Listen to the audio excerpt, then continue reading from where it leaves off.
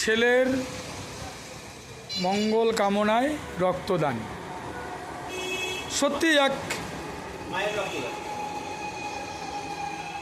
দারুণ স্বপ্ন।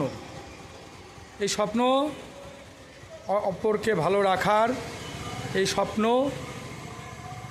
সকলকে ভালো রাখার। আজ নিজের ছেলেকে সাথে নিয়ে একটি রক্তদান শিবির সফলভাবে অনুষ্ঠিত করলেন শুভ্রজ্যোতির মা। তিনি দৃষ্টান্ত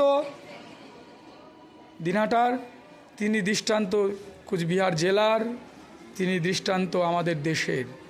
এইভাবেই যদি প্রত্যেক মা তার সন্তানকে এরকম একটা সুন্দর বৈজ্ঞানিক এবং ভালো কাজে ঠেলে দেন, আমাদের দেশটা কতই না সুন্দর হবে।